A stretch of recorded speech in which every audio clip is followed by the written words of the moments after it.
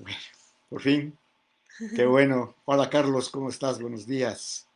Buen día, mi querido Sergio. Qué Aquí bueno. andamos ya. Se llegó el día, se llegó la hora. Hoy qué bueno, qué afortunados de veras todos nosotros por tenerte nuevamente, ¿no? Aquí en Oaxaca. Hace tiempo Sí. que no vienes a Oaxaca de manera personal, pero No, ¿qué será que no voy? Yo creo que como seis, cuando estuvo Museo Reimaginado, ah, Museo Reimaginado anduve dando ahí, fui muy brevemente, pero sí, ya hace falta ir con calma y sobre todo cobrar el así, mezcal que así va a es, estar pendiente a partir de hoy, así ¿no? es, ya está pendiente ese mezcal. Oye Carlos, pues qué bueno. Pues vamos a iniciar contigo. Quiero decirte que hemos tenido una gran aceptación. Ahora hemos aumentado ya nuestros miembros. Ya casi llegamos a los Ah, qué 800 bien. miembros. Entonces, pues está muy interesante, ¿no? Y poco a poco se van sumando más. Carlos, vamos a leer un poquito nada más del currículum de Carlos. Lo va a leer Berta, por favor. Bueno, Sí. Carlos Villaseñor, consultor internacional en políticas culturales para el desarrollo sostenible con amplia experiencia internacional en el sector cultural de la región iberoamericana. Eso es parte de lo mucho que, si nos da tiempo, seguiremos leyendo más adelante, ¿no? El tema de hoy es a ver, ya se me fue aquí el nombre del tema. Es que de veras estar La usando idea es estas. que conversemos un poco sobre la importancia de los derechos culturales como una herramienta para enfrentar ya el fin del confinamiento, la salida de esta crisis que estamos viviendo que obligó al mundo a confinarse y que Sergio estuvimos de acuerdo en pensar, en imaginar que la realidad que nos vamos a encontrar saliendo de este confinamiento va a ser muy distinta. Es correcto. De hecho, no es exagerado decir que es una nueva realidad que vamos a tener que inventar, que vamos a tener que ir construyendo. Así como en su momento sucedió con el 9/11, con esta situación del choque de los aviones, con las Torres Gemelas, que produjo cambios radicales, entre ellos los más evidentes, los más tangibles, pues lo que todavía seguimos viviendo en los aeropuertos, estos chequeos de seguridad, de estas limitaciones de transportar cosas, lo vamos a ver ahora. Yo ya acá donde me encuentro, en Aguascalientes, ya por ejemplo para ir a cualquier restaurante, a la entrada te reciben con un termómetro que toma la temperatura a través de un rayo láser. Te tienes que desinfectar las manos, tienes que tener una sana distancia en las mesas, incluso está la mitad de las mesas desocupadas. En fin, estos son cambios muy comunes, muy cotidianos, pero desde luego estamos viendo cambios profundos en términos de las formas como se venía desarrollando la actividad artística, por una parte, los eventos escénicos, las visitas a museos, los eventos donde participan grupos grandes, los teatros de calle, bueno, incluso algo que para Oaxaca es sumamente simbólico, que es la presencia de la propia banda de banda de música en el kiosco de la Plaza de Armas de Oaxaca. Pero lo mismo sucede, lo mismo transcurre, por ejemplo, con ir a comer tlayudas Claro.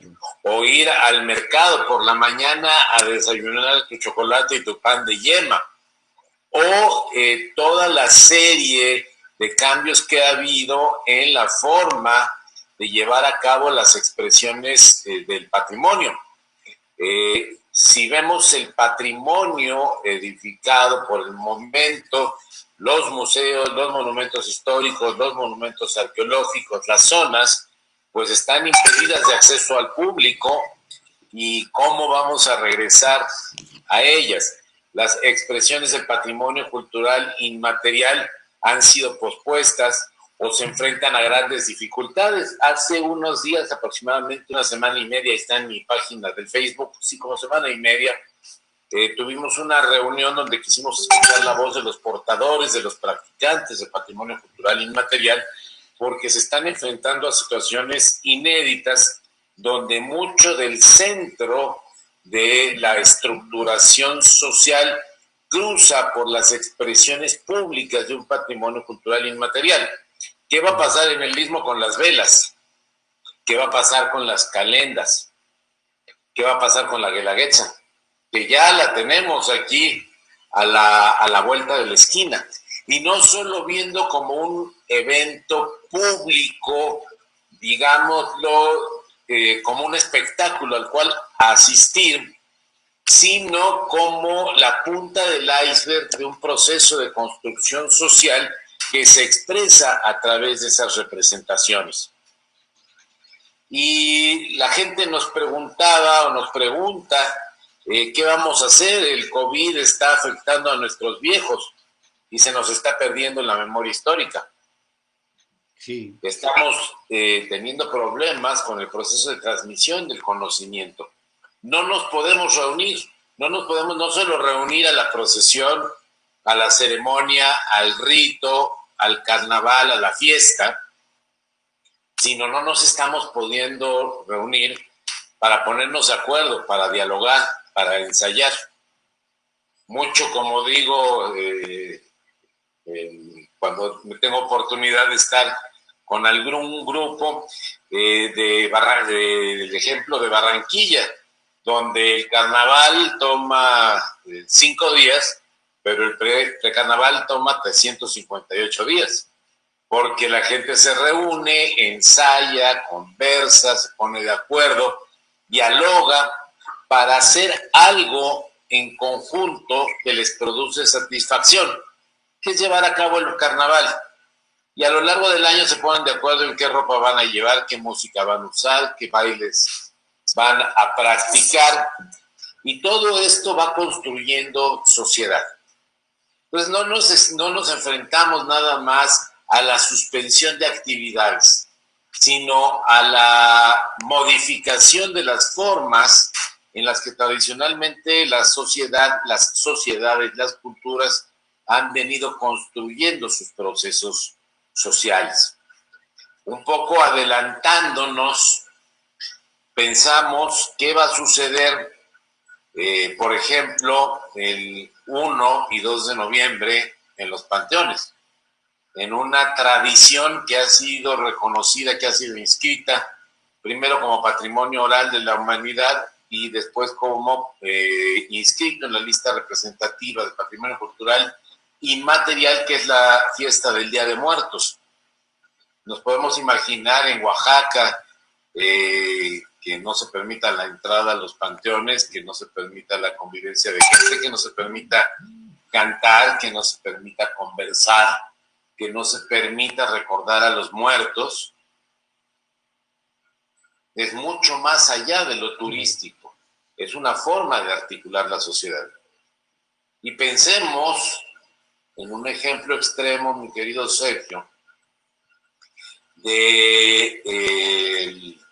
hipotéticamente que sale el doctor Hugo López-Gatell el 6-7 de diciembre en cadena nacional y dice: lamentablemente sí hemos venido restituyendo la normalidad, pero debido al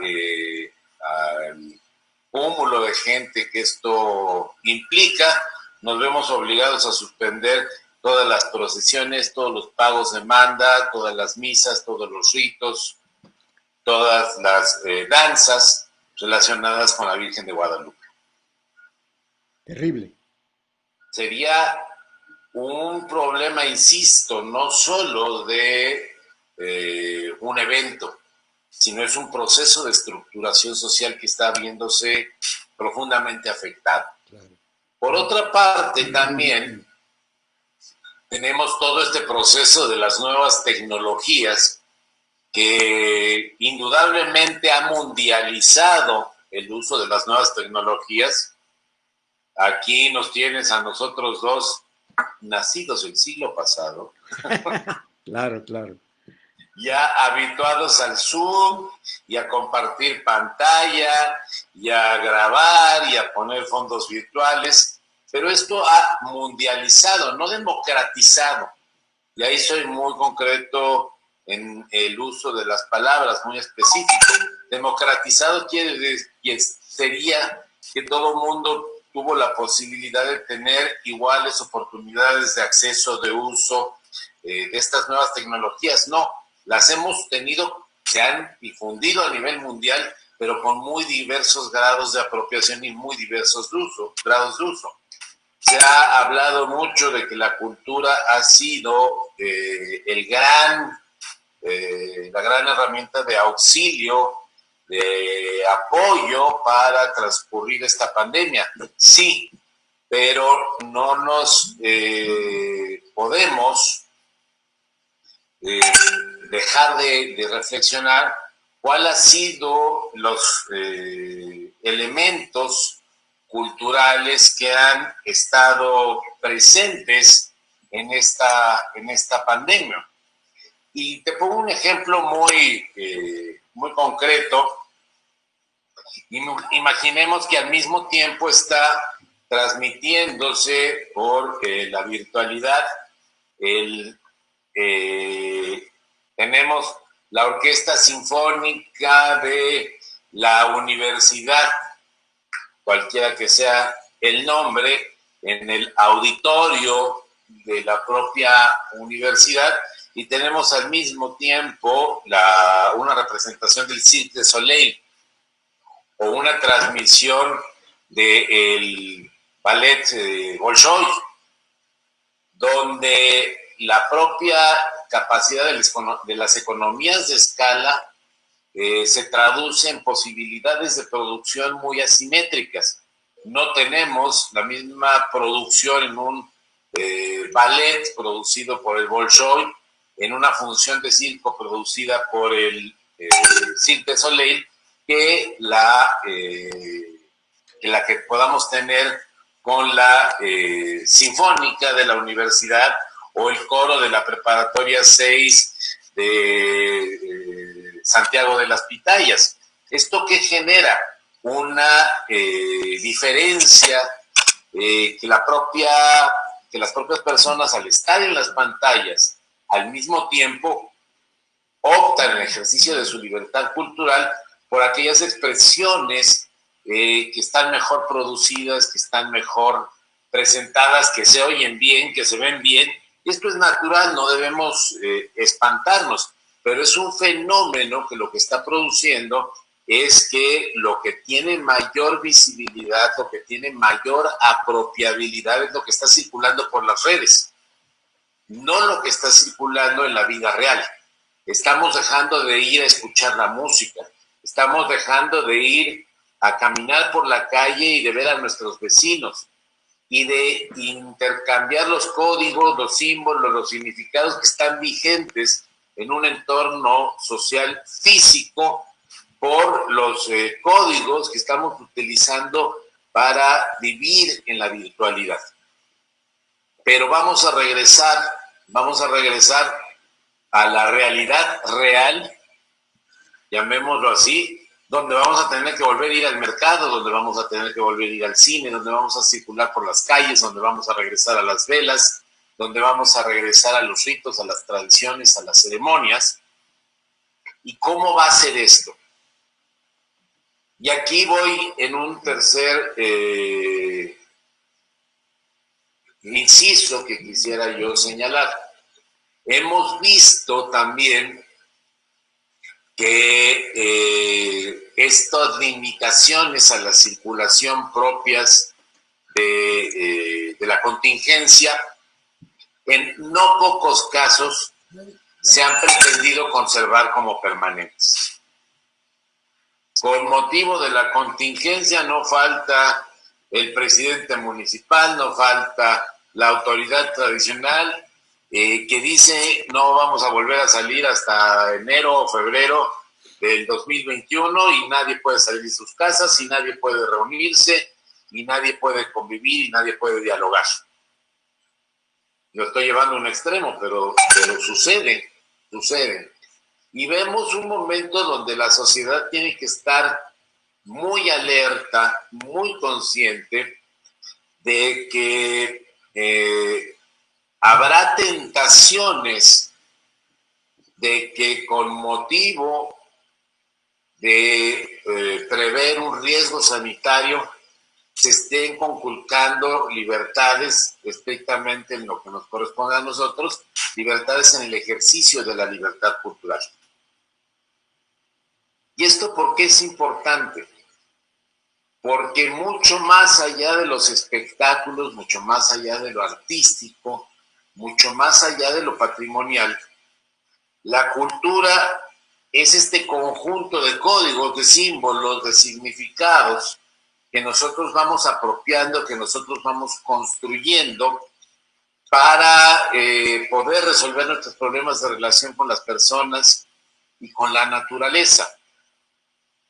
Nosotros conformamos este repertorio de herramientas a partir de lo que oímos, de lo que bailamos, de lo que probamos, de lo que sentimos, de lo que experimentamos en el contacto con las personas, de las herramientas que nos va ofreciendo el ambiente, de las herramientas que nos va ofreciendo nuestro entorno social. Y en ese orden de ideas, por ejemplo, una vela, ¿para qué sirve? No nada más es para celebrar un cumpleaños, por ejemplo. Es un proceso validado a lo largo de los siglos en las poblaciones del Istmo para reconocernos, para actualizarnos, para saber qué valores están vigentes en nuestro entorno social, para saber cuáles son las jerarquías que reconocemos, quiénes son las personas que gozan de reconocimiento moral, quiénes son las personas que gozan de reconocimiento intelectual, a quienes proveemos respeto, a quienes proveemos conocimiento porque están ingresando al entorno, cómo celebramos.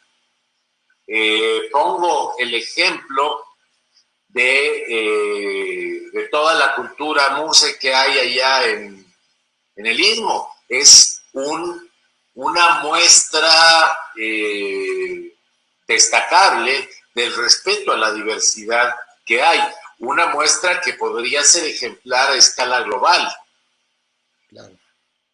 Y sin embargo, se ve muchas veces simplemente como una expresión cultural, pero dándole al sentido de cultura una imagen muy banal, como una ocurrencia comunitaria, como algo folclórico, cuando en realidad son lecciones de herramientas desarrolladas por las comunidades para resolver problemas de relación entre ellos y con el medio ambiente. Y todo esto ya nos permite de una manera más clara, pienso yo, explicar por qué la cultura es un derecho humano y por qué los derechos culturales nos permiten o son una herramienta adecuada o idónea para afrontar las postrimerías de la crisis por el COVID-19.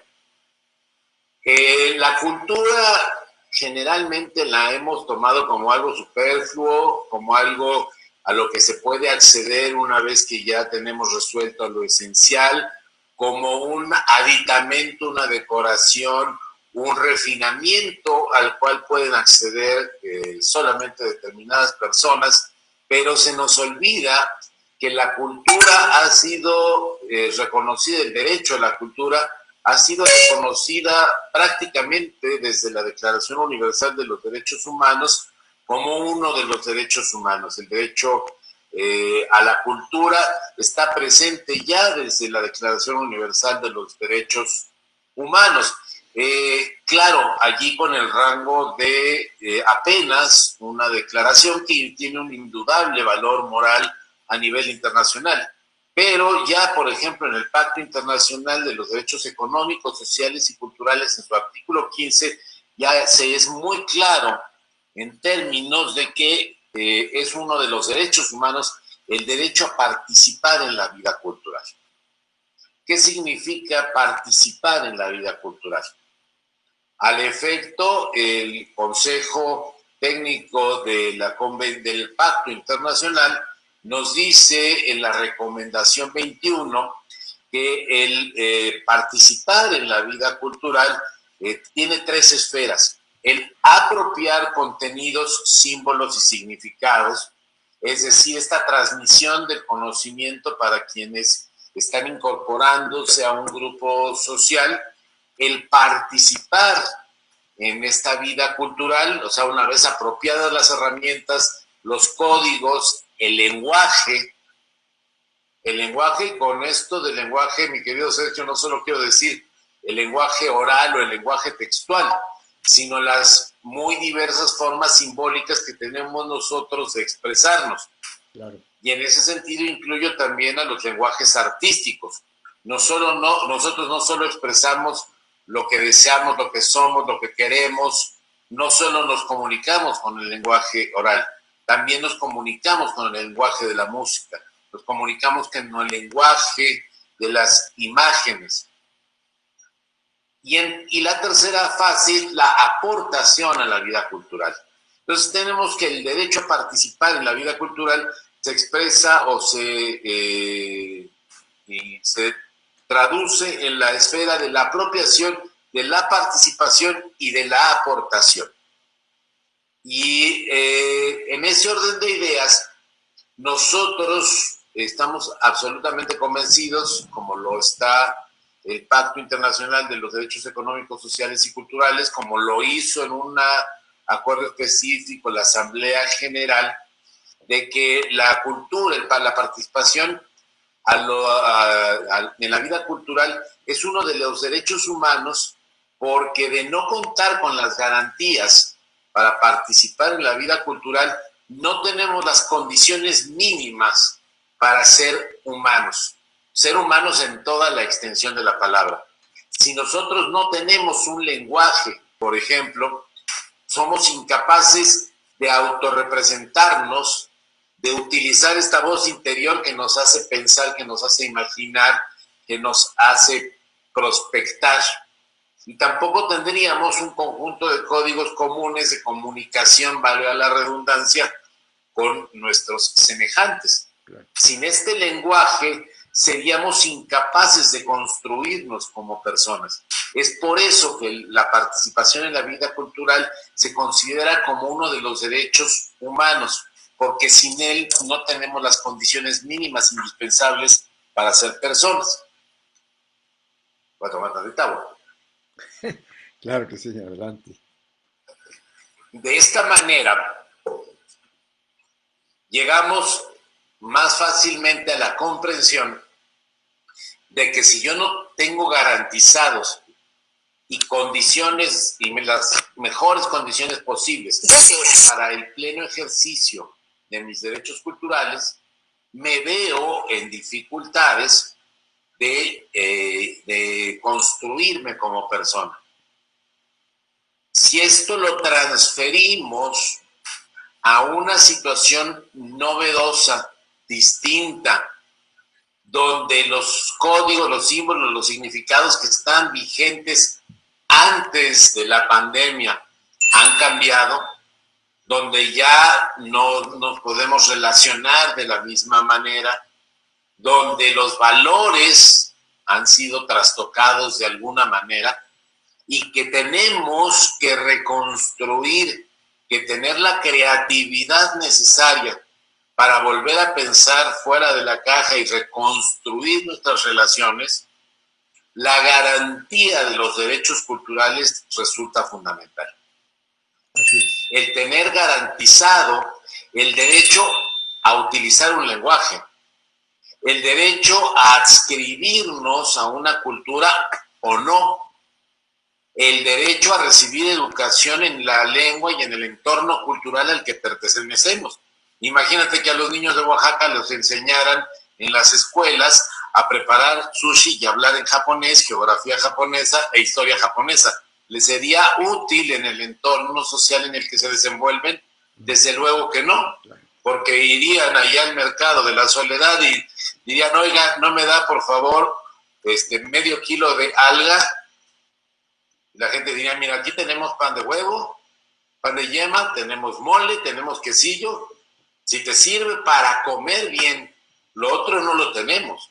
Es decir, necesitamos ser educados con base en el herramental cultural que está disponible en nuestro entorno cultural. En este orden de ideas va, me parece, quedando más claro porque es fundamental hacer valer estos derechos culturales. Derechos culturales que quedaron por primera vez establecidos en la Constitución en el 2009, en el párrafo 12, gracias a una reforma que se impulsó primordialmente desde la Comisión de Cultura de la CONAGUA, recordarás, mi querido, sí, querido Sergio, así es. de dulce memoria, y también en la que en algún momento participó nuestro querido y a quien dedicamos hoy a cuya memoria dedicamos hoy esto, que es nuestro querido Emanuel Toledo, de ¿cómo está, Carlitos? Fue importante esta inclusión, pero lo más importante es lo que nos dice la reforma del 2011 al artículo primero constitucional, que dice dos cosas que son fundamentales, Sergio. Uno, que todo lo relativo a los derechos humanos se tiene que interpretar conforme a la Constitución y conforme a los tratados internacionales en la materia. Y oh sorpresa, el Pacto Internacional de los Derechos Económicos, Sociales y Culturales es reconocido por la UNESCO como un pacto relativo a derechos humanos. En consecuencia, es el derecho a participar en la vida cultural, que está incorporado en el artículo 15 de ese pacto, también es uno de los derechos humanos. Y en consecuencia, por esta reforma constitucional, se asimila a esta obligación de todo lo relativo a los derechos humanos, interpretarlo conforme a los tratados internacionales. Es decir, el Pacto Internacional y su artículo 15 son de aplicación obligatoria en nuestro país y como derechos humanos, no solo como el aspecto cultural con este acento bucólico, idealista, no, sino como parte de las obligaciones que se tienen en materia de derechos humanos. Y en la otra reforma que plantea el artículo primero es la obligación de todas las autoridades. Estoy hablando de los tres ámbitos de gobierno, del federal, del estatal, del municipal, y en su caso de las autoridades de un cuarto nivel, los presidentes de colonia, los presidentes de comunidad y las autoridades tradicionales por usos y costumbres. Los tres poderes, el ejecutivo, el legislativo y el judicial, en tanto se apliquen cada uno de los tres ámbitos. Es decir, todas las autoridades son responsables en materia de derechos humanos, y si son responsables de garantizar, de promover, de proteger, de difundir los derechos humanos, lo son en materia del derecho humano a la cultura, del derecho humano a participar en la vida cultural.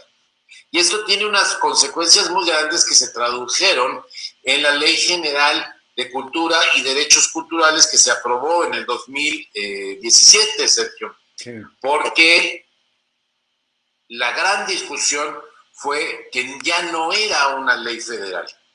¿Por qué no es una ley federal? Porque el derecho a participar en la vida cultural es un derecho humano.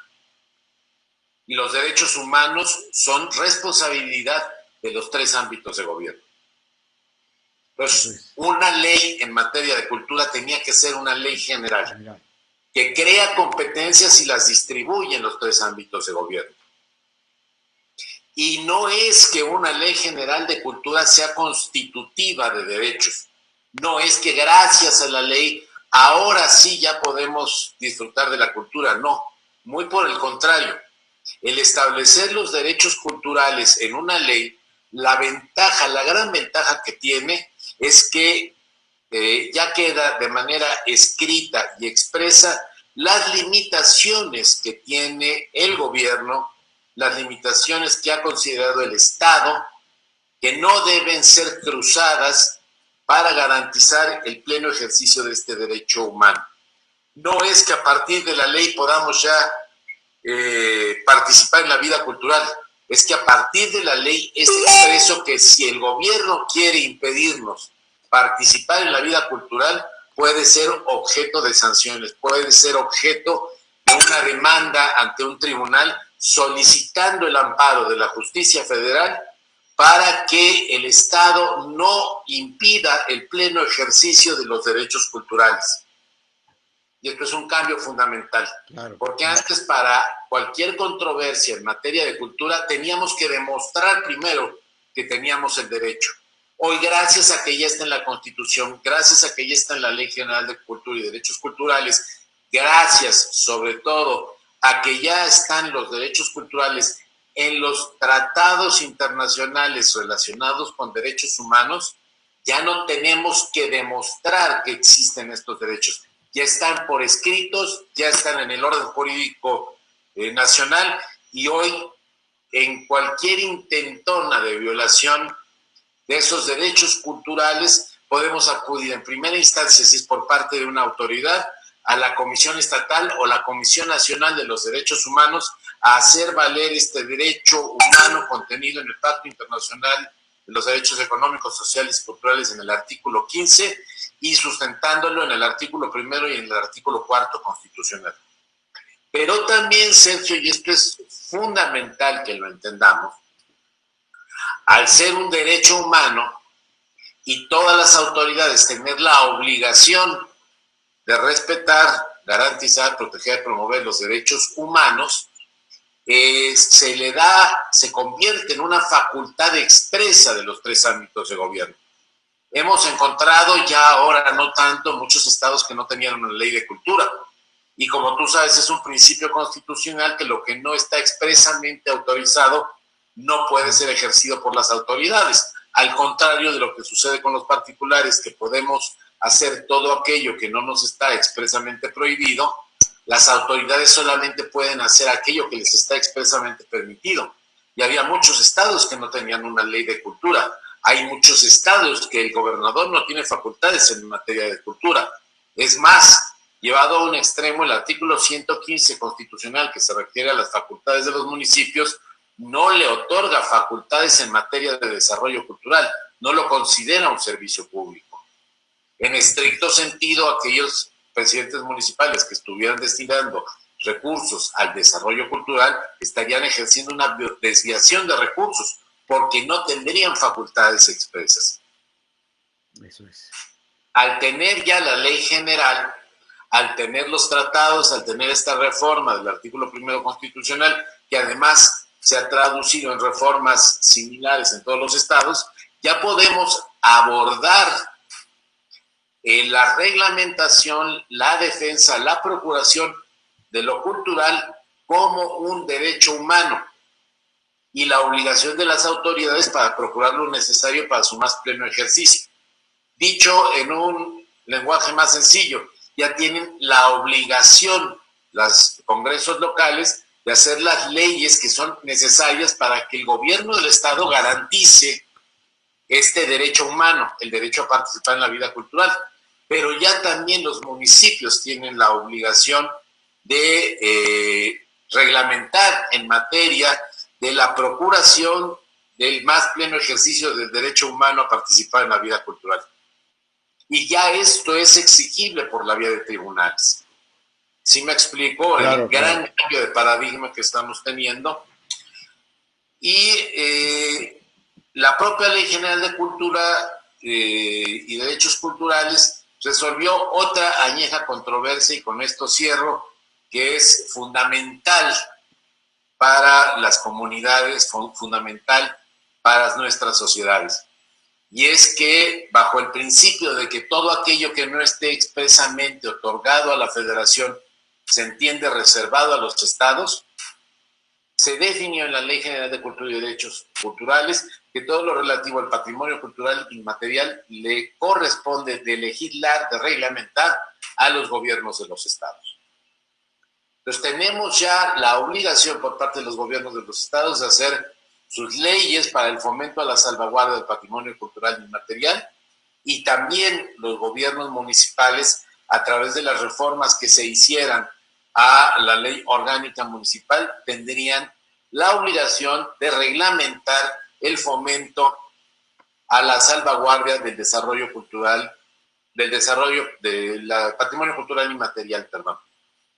Y esto no como una ocurrencia antropológica, una ocurrencia estética o histórica, sino porque nos urge, después de esta crisis, en un momento donde estamos reconstruyendo una nueva normalidad,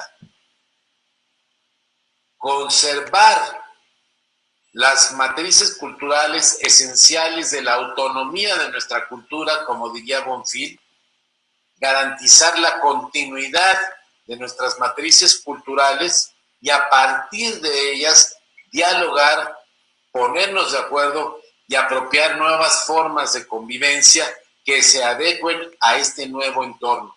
Pero si no lo hacemos desde lo propio, lo estaremos haciendo desde lo ajeno. Si no lo hacemos desde una decisión propia, lo estaremos haciendo desde una decisión impuesta. Y eso ni lo queremos ni nos conviene. Queremos reconstruir la noción de desarrollo desde lo propio, desde nuestro entorno ambiental y social, desde nuestra historia, desde nuestra identidad, desde nuestras costumbres, desde nuestra manera de estar en el mundo, desde nuestra soberanía, desde lo que hemos sido y lo que queremos ser, Sergio. Así es. En este sentido es el llamado y es que los derechos culturales, el hacer valer los derechos culturales, el defender los derechos culturales, el exigirle su pleno respeto a las autoridades, el no caer en los falsos juegos de sacrificar la libertad en el ejercicio cultural por una exageración en las medidas sanitarias, llama a toda nuestra responsabilidad y a toda nuestra ética. Y sobre todo a un trabajo de mucha conciencia, de mucha apertura, de mucho diálogo, de mucho respeto a las personas por parte de los promotores culturales. Estamos en un momento coyuntural muy importante donde nuestro trabajo profesional, donde nuestra ética será determinante de la forma en la que se construya, se invente creativamente esta nueva realidad.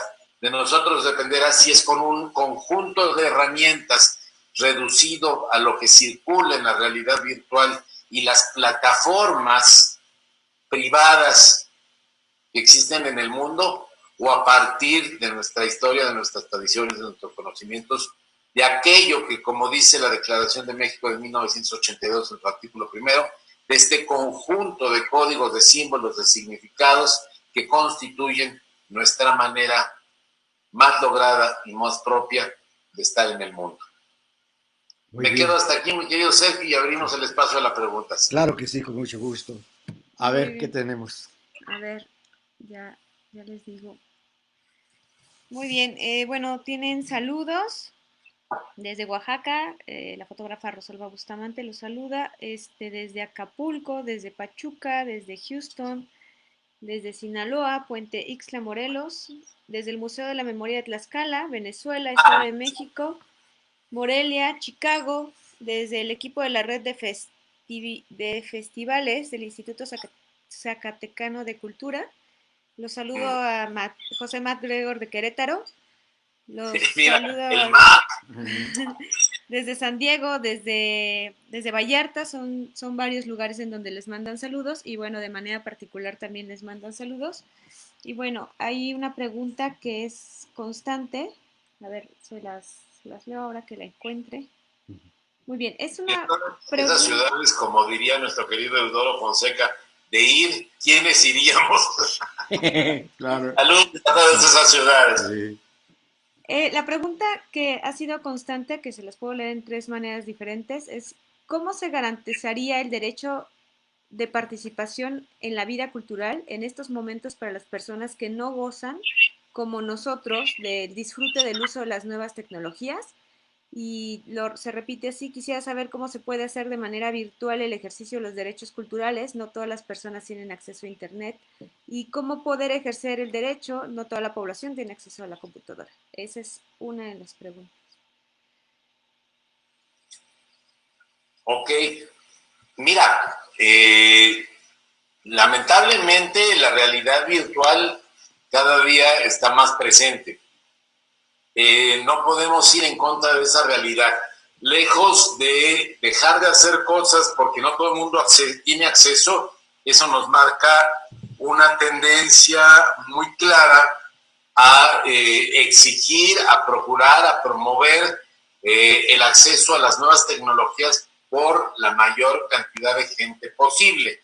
Esto es un poco también un prejuicio relativamente amplio. ¿En qué sentido?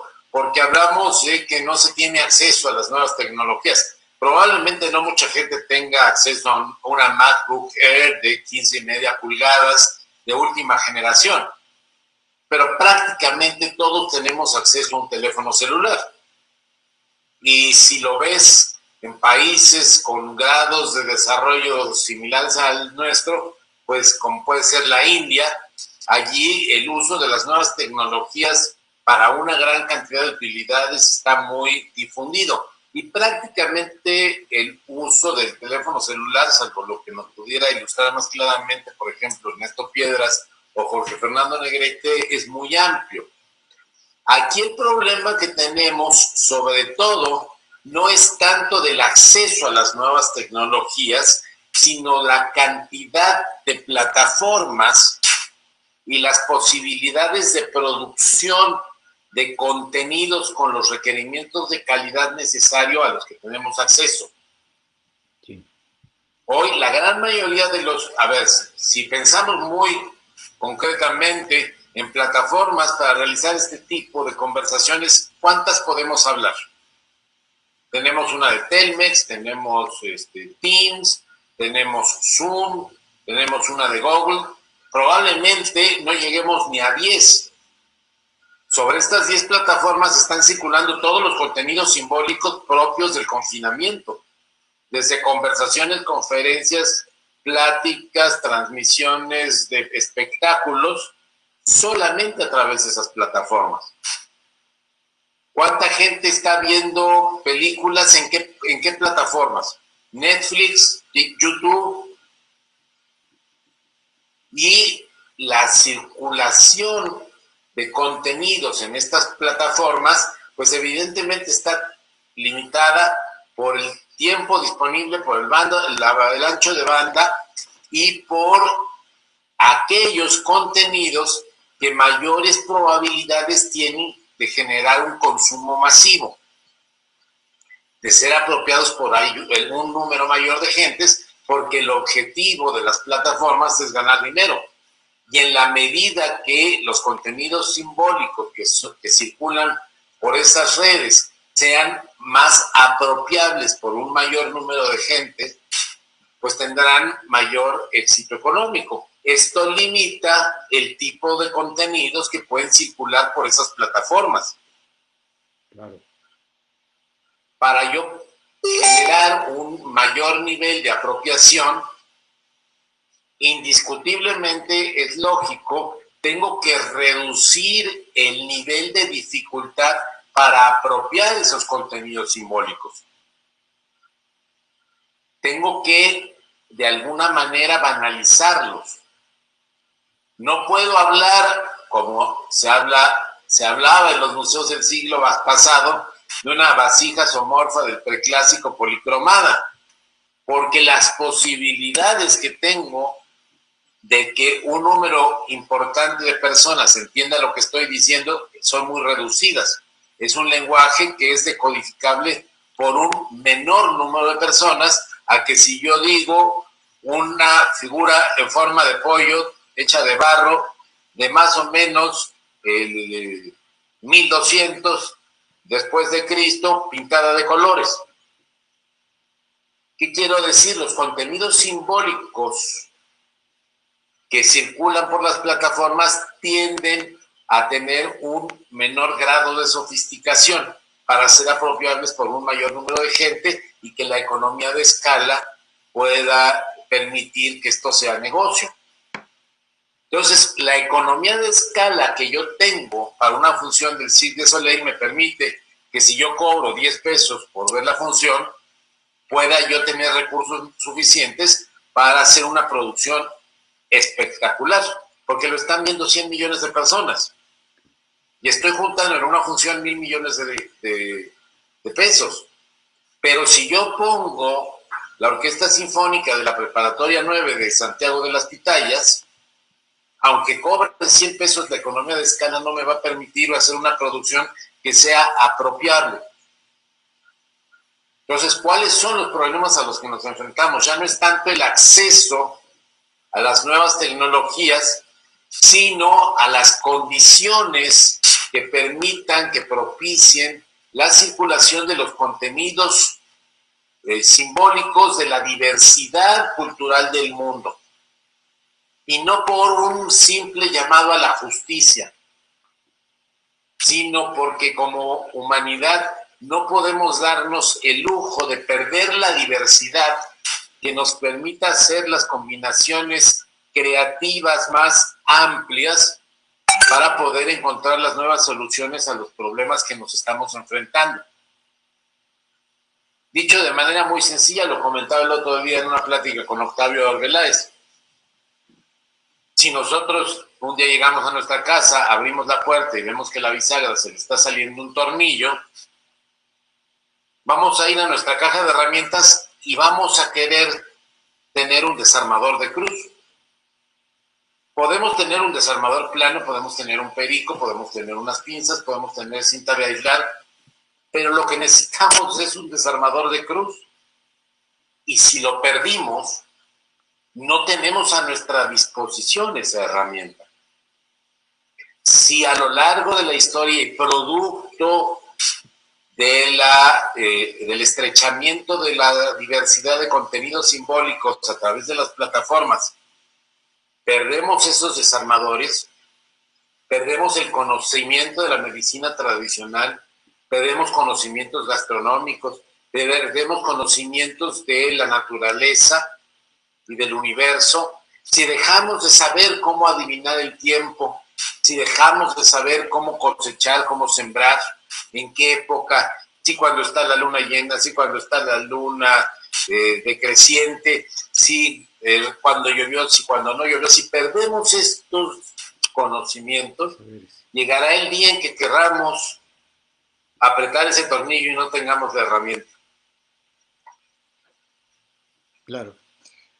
Y necesitamos en ese orden de ideas, más que ya pensar en el acceso, que sí tenemos un acceso muy amplio, en generar condiciones a partir del Estado para garantizar la más amplia diversidad de la circulación de los contenidos simbólicos en diversas plataformas, además de las comerciales, ¿no? Muy bien. Bueno, hay más preguntas. Hay una pregunta de Brenda Marín que creo que iba insertada en parte de la conversación anterior, entonces algunas de estas preguntas se van a resolver después en los comentarios, pero si no, Brenda Marín, a ver si puede volver a hacer la pregunta para que la pueda hacer. Hay una pregunta que dice Carlos Portilla, Veracruz, pregunta, la Ley General de Derechos Culturales tiene que acoplarse en los estados, pero ¿cómo hacer coyuntura entre la Ley de México y la Convención para la Salvaguarda del Patrimonio Cultural Inmaterial, donde pide la participación de las comunidades como un derecho? Creo que es un... Mira, precisamente con esta arquitectura que mencionábamos al principio, los derechos, el derecho humano a participar en la vida cultural está garantizado ya por la Constitución a través de la reforma al artículo primero, el párrafo primero y segundo de la Constitución Federal, y que además incorpora los derechos, los tratados internacionales, como es el Pacto Internacional de los Derechos Económicos, Sociales y Culturales. Esto ya es vigente, y como se hace valer es que en caso de violación se tramita una queja por parte de ante la Comisión Nacional o Estatal de Derechos Humanos, y si no, un juicio de amparo donde se solicita la protección de la justicia federal en contra de esta violación, que puede ser por acción o por omisión, esta violación. En ese orden de ideas, por ejemplo, si un municipio, por diversas razones, se considera que está violando uno de nuestros derechos culturales, incorporado en la Ley General de Cultura y Derechos Culturales, que no es una ley federal, sino es una ley general, que es una ley que involucra a los 3 ámbitos de gobierno. Si se considera que está habiendo una violación, se puede acudir a los tribunales a solicitar el amparo de la justicia en contra de esta violación. ¿Y a qué podemos llamar violación? Bueno, que por ejemplo el cabildo se niegue a estudiar y a definir una reglamentación de cómo el municipio va a cumplir una obligación de promover el más pleno ejercicio del derecho humano a la cultura. Oiga, usted por las disposiciones del artículo 1 constitucional, por la Ley General de Cultura, por el Pacto Internacional de los Derechos Humanos, como autoridad tiene la obligación de garantizar, proteger, promover el derecho humano a participar en la vida cultural. No se trata de que unilateralmente nosotros le digamos cómo, sino que lo haga usted en ejercicio de sus facultades. Lo que no puede es dejar de hacerlo, porque es una obligación que tiene que cumplir. Nosotros sometemos esta controversia, no necesariamente tenemos que tener razón, pero ya un tribunal nos dice cuál es el criterio jurídico que resulta válido, pero ya no lo hacemos desde cero, sino ya lo hacemos a partir del contenido de leyes y de tratados específicos que nos otorgan expresamente esos derechos. Entonces, a ver, señor presidente municipal, con la pena, pero usted tiene la obligación de garantizar el más pleno ejercicio de los derechos humanos y entre ellos el derecho a participar en la vida cultural. Esto implica que dentro de las partidas presupuestales que usted está mandando como proyecto de presupuesto de egresos municipal para el año que entra, debe considerar usted una cantidad de recursos necesaria para darle cumplimiento a esta obligación que usted tiene derivada del artículo 1, 4 de la Constitución y de la Ley General de Cultura y Derechos Culturales. ¿Cuál es el rubro? ¿Por cuánto es? ¿Sobre qué base de políticas públicas está usted pensando ejercer ese recurso? Y como bien dice mi tocayo, la convención es clarísima en definir que el patrimonio cultural inmaterial son aquellos conocimientos, tradiciones, técnicas, saberes, que las comunidades, los grupos y en algunos casos los individuos reconocen como parte de su patrimonio. La salvaguarda no es una responsabilidad del gobierno, es un derecho y es una obligación de las comunidades en ejercicio de su libertad cultural, porque no queremos, ni nos gusta, ni corresponde que nadie venga a decirnos cómo hacer el mole del pueblo. Claro. Eso es el cómo, qué incorporamos, qué quitamos, qué le añadimos a una vela, qué le quitamos, qué personajes ponemos en la calenda. Es una decisión de la comunidad. No puede venir un reglamento municipal de calendas, velas similares, conexos y derivados, porque va en contra del ejercicio de nuestra libertad cultural, de nosotros decir de qué se compone esta tradición. Pero sí nos deben generar los gobiernos municipales, estatales y el federal las condiciones para el más pleno ejercicio de este derecho. A la manera de lo que decía Amartya Sen, dice Amartya Sen, que afortunadamente todavía vive, el grado de libertad se define por las posibilidades reales que tienen las personas para alcanzar aquello que tienen razones para valorar. ¿Qué valoras? ¿Por qué razones la valoras? No es de la incumbencia del gobierno.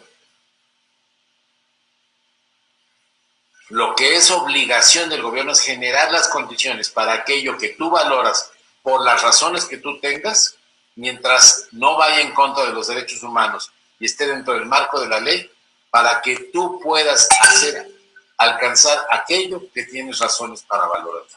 Si quieres ser artista, si quieres ser carpintero, si quieres ser científico, si quieres ser agente de bolsa, que tengas las condiciones para alcanzar aquello que tienes razones para valorar. Y la primera condición es tener acceso, participar y contribuir a la vida cultural, porque es a partir de lo simbólico que somos capaces de comunicarnos, de ponernos de acuerdo y de construir una noción compartida de desarrollo y de preferencia de desarrollo sostenible. Muy bien, muy bien. ¿Alguna otra pregunta? Porque el tiempo ya nos está comiendo, sí, y pero bueno, qué bueno que no nos dimos cuenta de cómo transcurrió el tiempo con esto tan interesante que nos estás diciendo. Mira, esto que acabas de ser al último de decir, efectivamente, en cuanto a los presupuestos que hagan las autoridades municipales, estatales o federales, ¿no?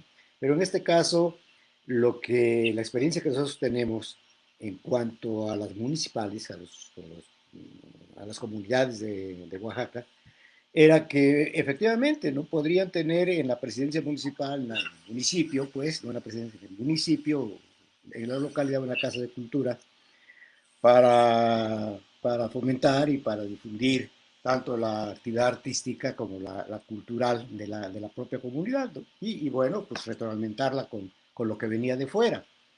Sin embargo, pues estas casas de cultura nunca tenían dinero, nunca había un presupuesto para hacerlo, y pues bueno, había que dejárselo a que las gentes que las dirigían o que trabajaban en ello, pues pusieran lo que pudieran hacer y hacerlo de esa manera. Ahora con esta ley, que afortunadamente se tiene, con esta ley general de cultura que se tiene, es una obligación efectivamente de los presidentes municipales, de los cabildos, pues, de destinar un porcentaje de su presupuesto hacia estas manifestaciones y actividades culturales. Eso es muy importante que las comunidades sepan que ahora sí pueden contar con algo mínimo, probablemente, pero que antes no lo tenían ni ese mínimo, ¿no? A mí me parece muy, muy importante este avance, Carlos.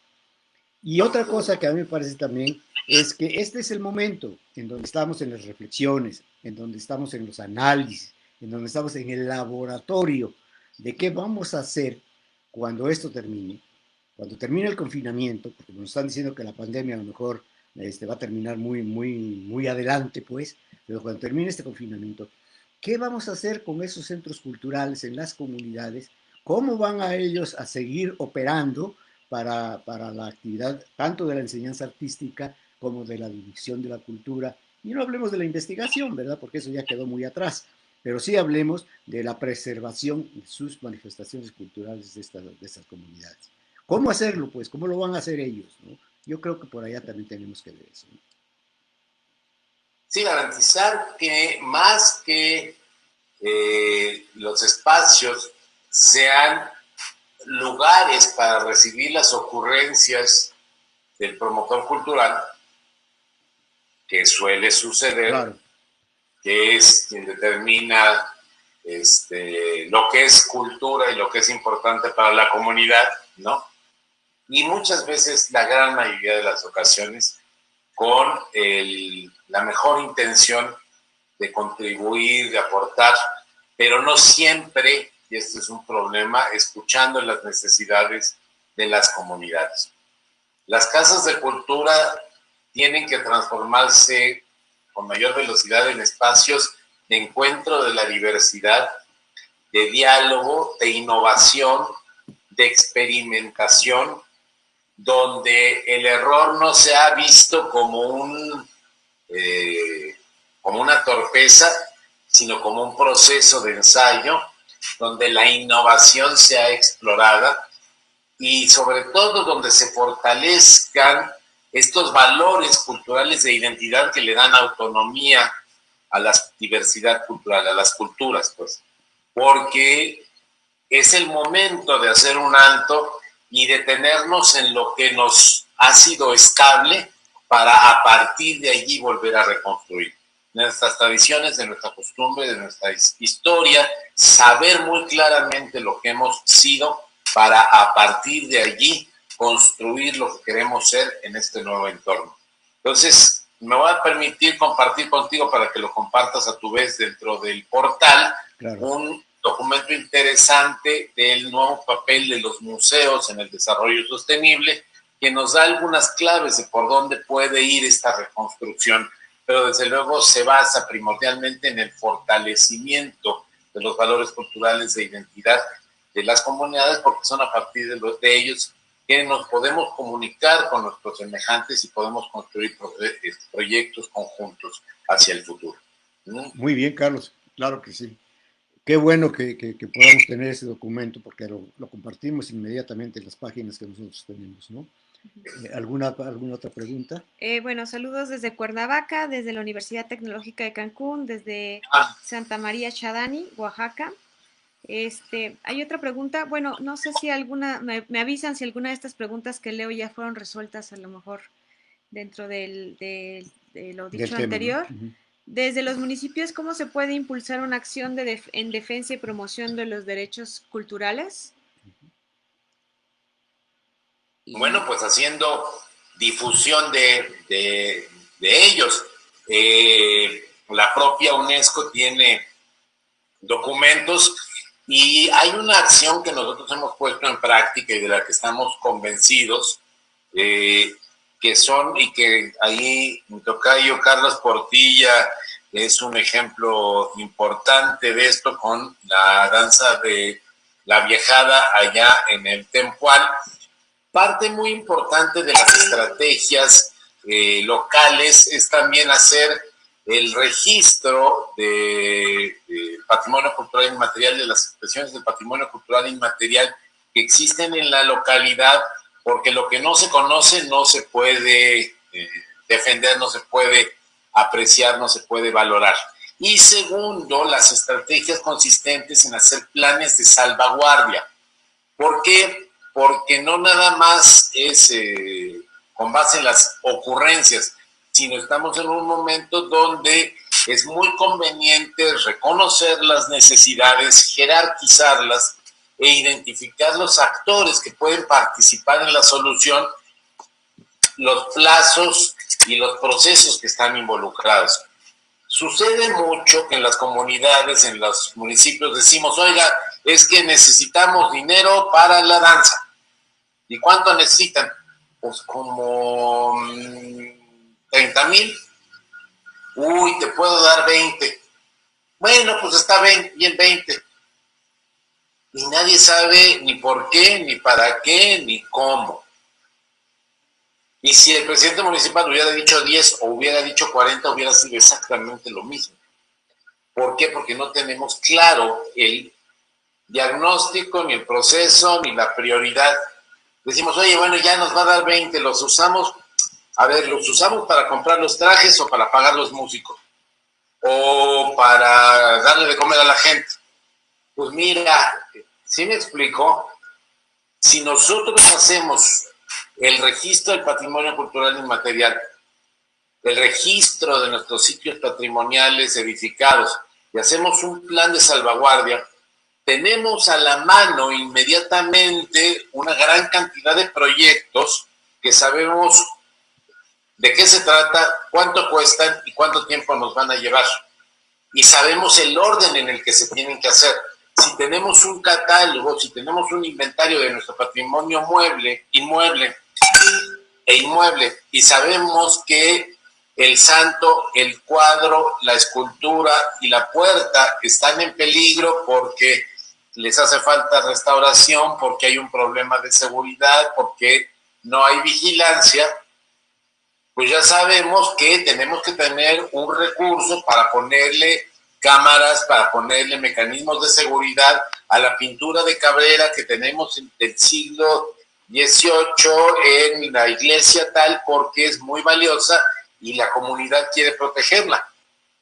Y ya sabemos que poner la cámara y poner los mecanismos de seguridad vale 25,000 pesos y que nos tardaríamos 15 días en colocarlo. Pero entonces ya podemos salir con el presidente y decirle, no, mira, no es saber cuánto tienes o a ver cuánto quieres y a ver nosotros que te pidamos el triple para que nos des la mitad y entonces gastemos, no.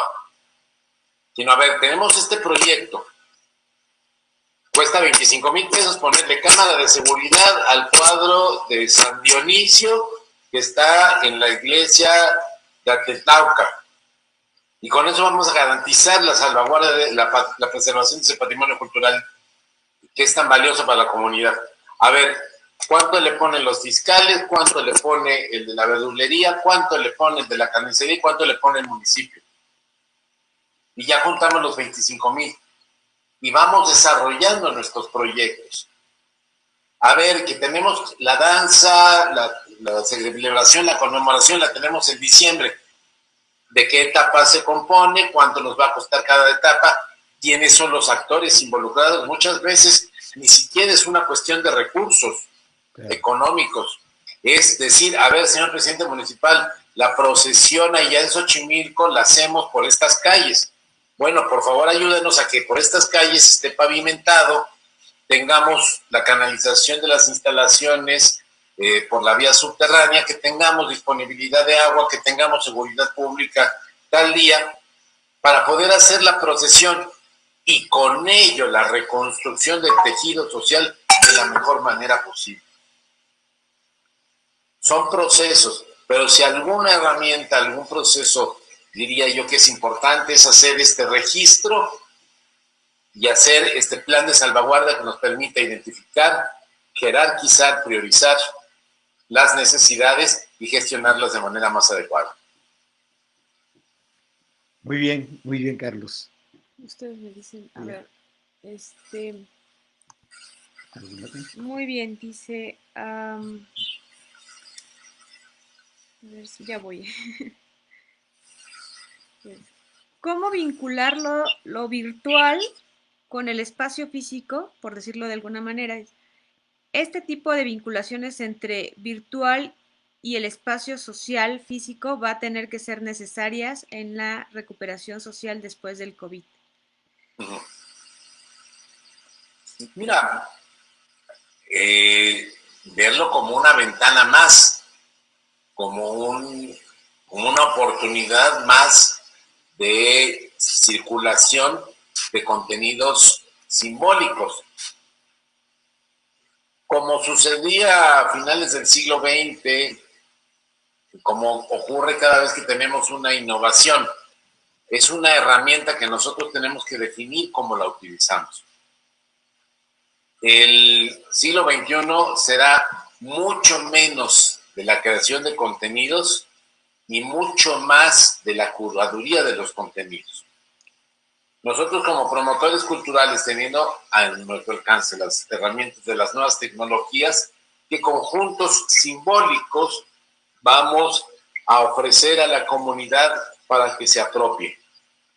Podemos utilizar las pantallas para todos los sábados y domingos simplemente ponerles fútbol. Con esto estamos haciendo una propuesta de apropiación de contenidos simbólicos para su desarrollo muy concreta.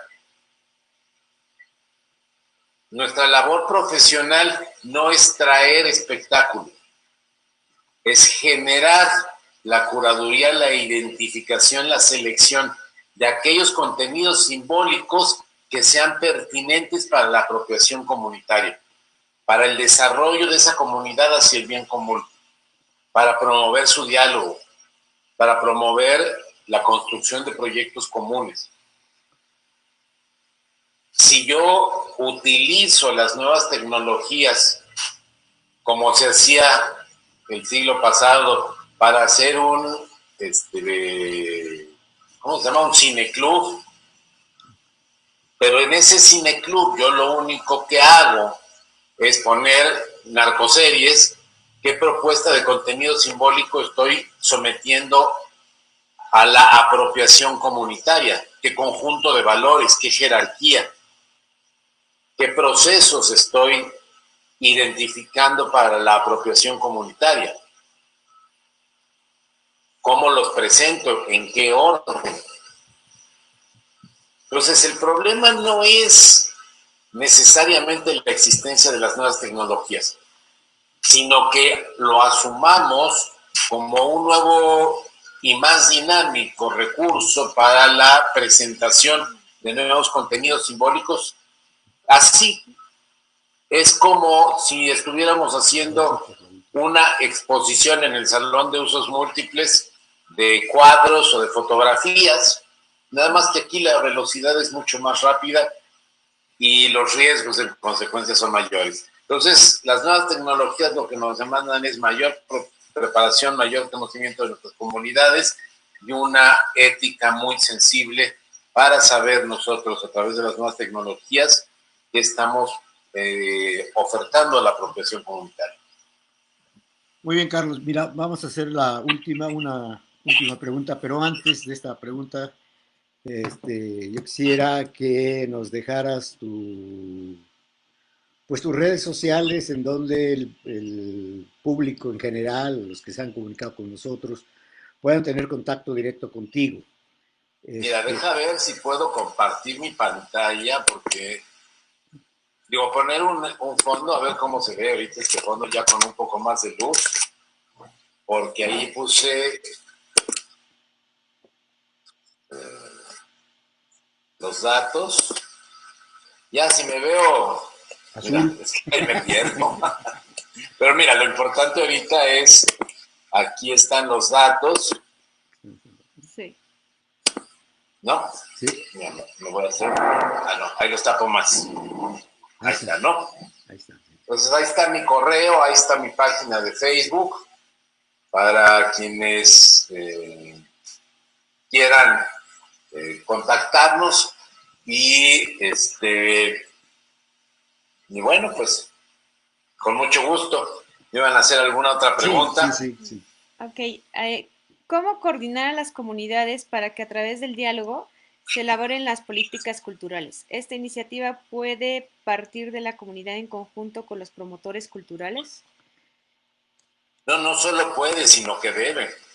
O sea, nosotros estamos al servicio de las personas. Quienes son sujetos de derechos culturales son las personas. Y es a quienes debemos procurar su ejercicio.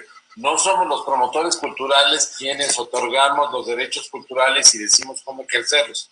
Los derechos humanos son universales, indivisibles, intransferibles, y le debemos generar a cada quien las mejores condiciones para su ejercicio.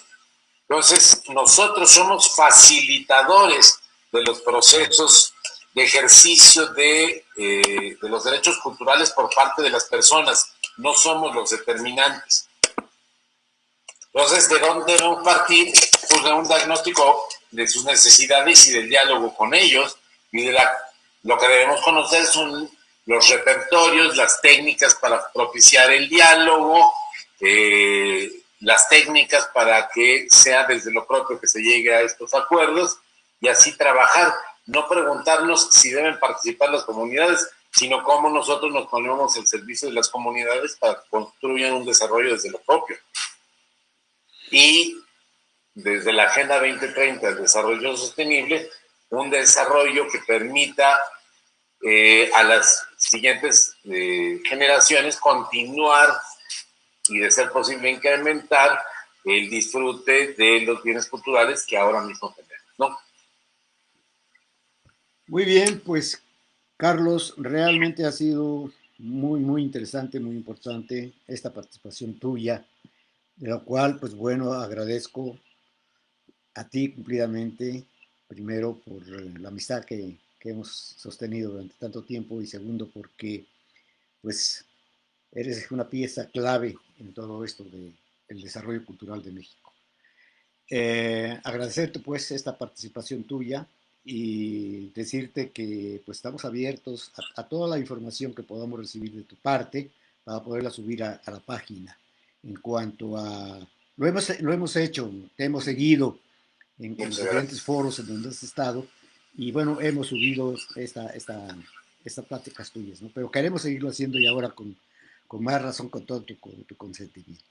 Carlos, Con Dime. mucho gusto. Y mira, sí, afortunadamente desde que participamos en el Consejo Redactor de una Ley General de Derechos Culturales y que estuvo ya está vigente, hemos venido colaborando con varios estados en adecuar sus leyes de cultura a este nuevo marco legal, incorporando todo lo relativo a los derechos culturales, incorporando todo lo relativo al marco jurídico del patrimonio cultural inmaterial y también colaborando con municipios en la elaboración de sus reglamentos, porque efectivamente cada vez es una demanda mayor y sobre todo sabemos que es en los municipios donde hay mayor contacto, mayor preocupación y mayor necesidad de dar una respuesta adecuada y pertinente a las demandas de salvaguarda del patrimonio cultural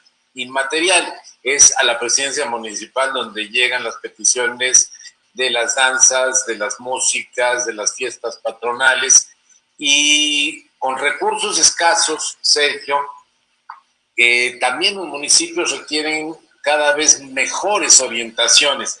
Ya no se puede salir con que le vamos a dar 2,000 pesos a cada grupo, porque inmediatamente te salen el primer año 30, el segundo 60 y el tercero 200 grupos a los cuales a cada uno le tienes que dar 2,000 pesos. Eso no es sano, no es conveniente y lo mejor es construir reglas claras, reglamentos que ese recurso, que permitan que ese recurso sea invertido de la mejor manera posible, con gente profesional, con funcionarios preparados en las áreas de gestión cultural. Hay muchos estados ya que tienen estas áreas.